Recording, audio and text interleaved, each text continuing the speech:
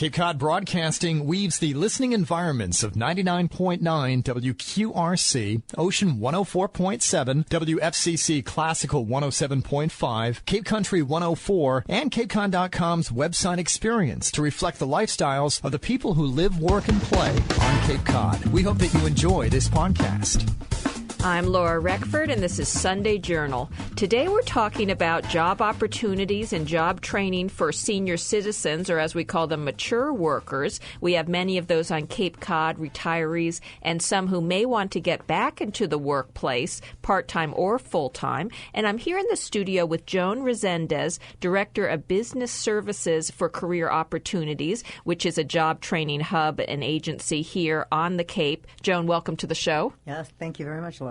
And Laura Roskos, Program Director for the Mature Workers Program at Elder Services of Cape Cod and the Islands. Laura, welcome to the show. Thank you. Thank you for being here to both of you. Let's start with an overview of what this collaboration is between your two agencies. You're coming together in this collaboration that I think will interest quite a lot of people here on Cape Cod. Joan, do you want to kind of give us a start with this? Sure. Career opportunities, our purpose is to help people find jobs. And we, in the past year, we have found that many employers are having a difficult time filling the jobs. They've come to us, and we strive to find the right candidates for them. And many times it's been very, very difficult. And in talking with Laura and Elder Services, we knew we had a potential workforce that might help fill some of the voids that the employers are experiencing. And so we approached Elder Services about maybe doing a partnership on a campaign, because Laura informed us that there was going to be a national older workers, Hire the Older Workers Week, and we thought this would be a great opportunity. So I think that the labor market is part of what's driving the growth in the workforce over 55, which has increased by a third here on the Cape and Islands in the last 10 years. Now, well over 30% of all the people working here are over 55. And rapid growth really in the people who are over 65. So some of that's driven by the labor market and the demand of employers, but some of it is also driven by changes in the way that people are aging. Our health is better. Our lifespan is longer. There's more time we have to fill. And, of course, there's a lot of people experience financial need.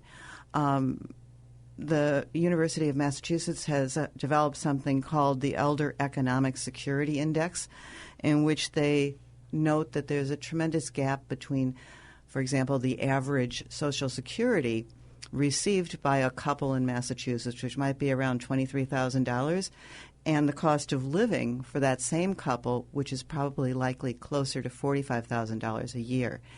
And so there's an economic need that's also bringing people back into the workforce and keeping them there longer.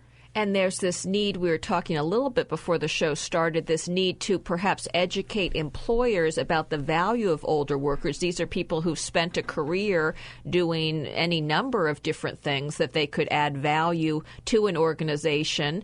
And then I guess the part two of that is you can also train them to do different things. And with the maturity that they bring to the workforce, that's an added value. Joan? Absolutely. And they're very willing to learn new things. You know, it's a misnomer to think that, they get into a rut and they don't want to learn anything, because they are, like Laura said, people are younger today. They're more, we're very fortunate to live under some great living conditions, so we can do an awful lot more and make a valuable contribution to the employer. And how do you reach out to employers and let them know that there's this, in some ways, an untapped workforce here on the Cape? Well, we're trying to do it through radio, and we also do it through our business services representatives, that we encourage them to suggest to employers that they be a little bit more flexible in their hiring, and look at the 55 and over, and also we want them to consider maybe take a full-time job, and instead of insisting it be a full-time job, might consider making it 2 part-time jobs to accommodate the 55 and over. And we're going to be holding several events leading up to our job fair, which is going to be focused on hiring the 55 and over. And to participate, employers are going to have to be hiring at the time of the job fair, which is October 29th, and they're also going to have to be very receptive to hiring 55 and over to fill those positions. And where will that be held, that job fair? That'll be held at the Career Center, Career Opportunities, 372 North Street, Hyannis. So is that a first-time ever event? Have you done that before? We've done job fairs, but never focused on this population. So that will be very interesting. Do you have a sense of how many employers will come to that job fair? I have a feeling that we're still early in the game. We've just started this, but I have a feeling we can fill both conference rooms, which would be about 18 employers. I think we'll fill both rooms. I do, because there are a lot of employers out there that are really in need of people, and their service is suffering because they don't have the people to provide the service. And I think when they really think about it, that they'll be very, very receptive to, hiring the population that can make a valuable contribution to their business and sometimes offer some other benefits too. Sometimes all it takes is that open-mindedness. I see and enroll a number of people in our mature workers program whose biggest barrier to finding a job is that there's a gap in their employment. Why is there a gap in their employment history? Maybe because they did retire and decided that 30 years is just too long to be retired, or they may have retired and discovered that they didn't quite have enough money to make ends meet, or a lot of times people didn't exactly retire, but they slipped out of the workforce in order to provide round-the-clock care to an ailing parent or spouse. And none of these reasons really, none of those reasons for an absence from the workforce would make anyone anything less than a desirable worker, right? Those are people who plan. These are people who are reasonable and make practical decisions. These are people who care. These are the kinds of people that you do want to employ. Now, you're having this event in October, an interesting time. What was the thinking behind that? Are you thinking that, because we do know that businesses on the Cape need workers around the Christmas time, but were you thinking that this is in advance of next spring, or what's the thinking on the date? Well, first of all, we wanted to kick it off with National Hire Older Workers Week. I mean, that was the thinking. But also, yes, leading into, we are looking for year-round employment. So we weren't really focusing on the holidays. Okay, the spring. Actually, we're looking for people who are hiring now for year-round. And there are plenty out there that are hiring right now for year-round. I'm telling you, people are contacting us. Really, employers are they're very, very, very frustrated because they can't find people. And fall is also, a traditional time for looking ahead and making a change in your life. After the beach days of August, people often, find themselves back thinking, oh, I'm going to be in the house all winter. What will I do? Or saying, this is a really good time for me to look ahead to next year. The other thing, too, is the training. A lot of training programs start in the fall. Mm-hmm. So if someone is interested in training and they are eligible for that training, they would want to start when the program kicks off. So it's funny how they've all just happened to – it really made sense when we thought about it to have the kickoff in the fall.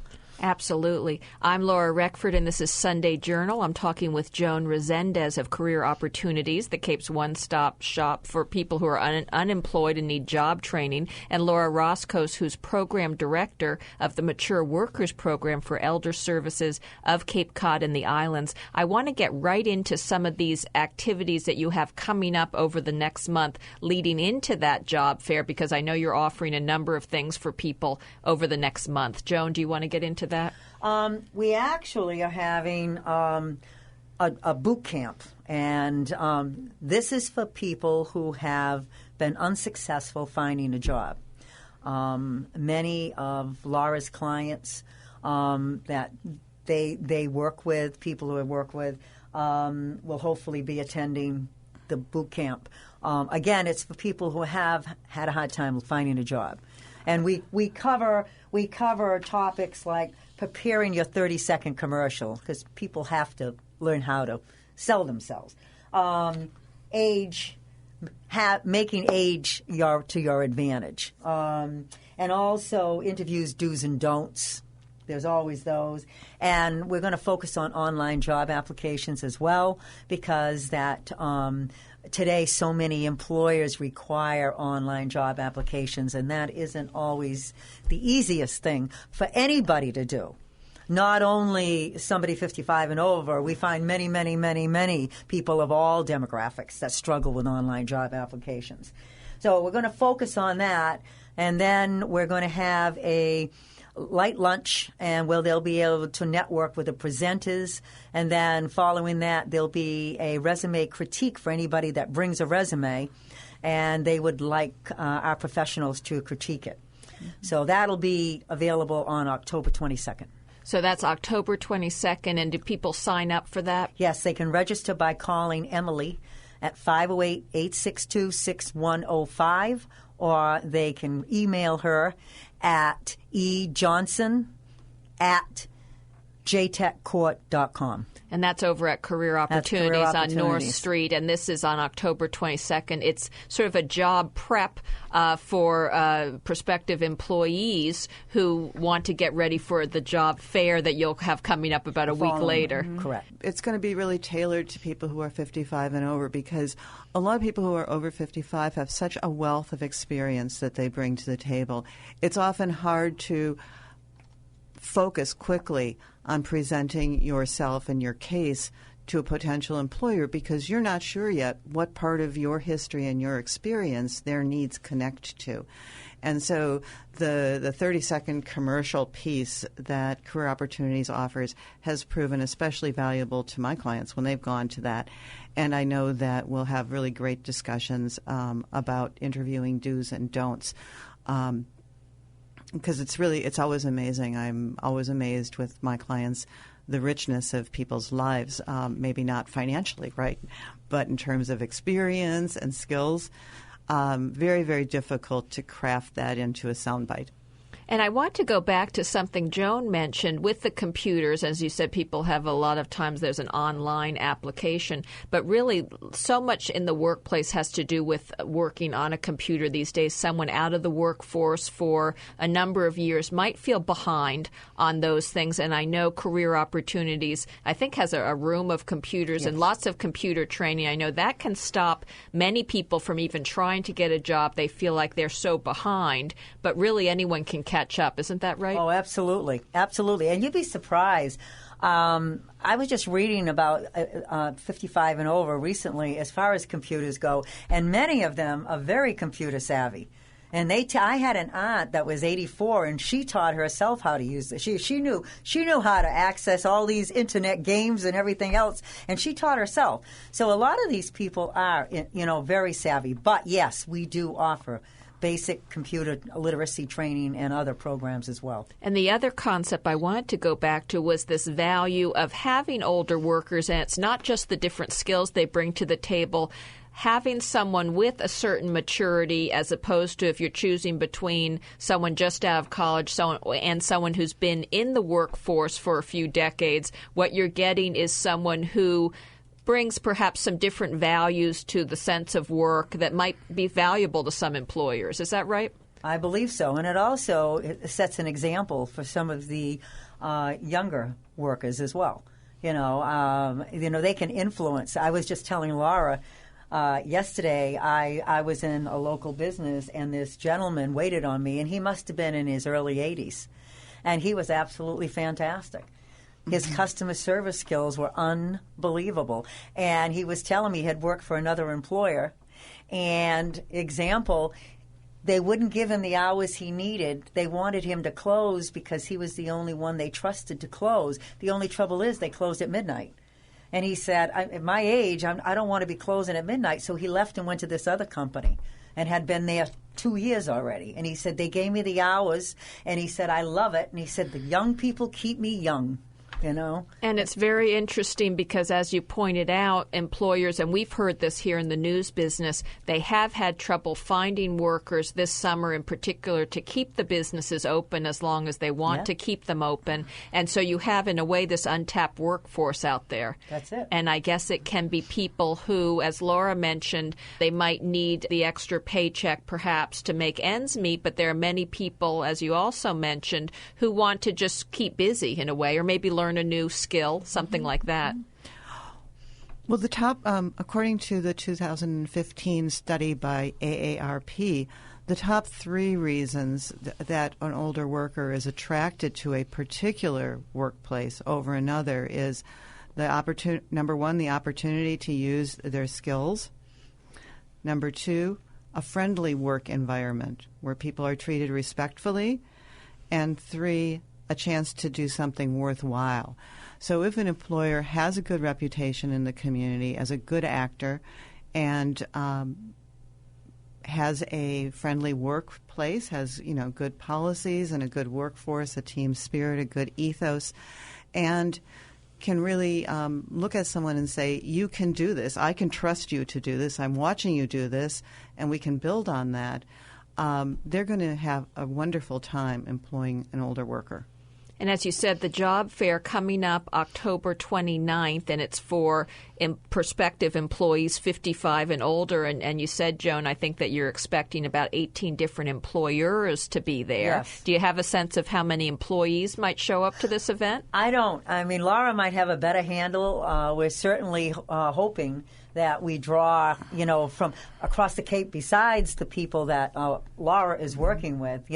This is open to anybody 55 and over. And people who are going to that event might want to check out on October 22nd, about a week before you're going to have this sort of job fair boot camp where you work with them on redoing their resume, perhaps doing a 30-second commercial for themselves during an interview, some other things they need to know when they're applying for a job, online applications, and things like that. So 2 good opportunities for people coming up later this month. And unfortunately, we've run out of time, but I want to thank you both for being here with me today. I've been talking to Joan Rezendes from Career Opportunities and Laura Roskos, Program Director at Elder Services of Cape Cod and the Islands. Thank you both for being with me here today. Thank you for having us. I'm Laura Reckford, and this is Sunday Journal. This podcast is a presentation of Cape Cod Broadcasting, which is solely responsible for its content. Thank you for listening. For more information, please visit us at capecodbroadcasting.com.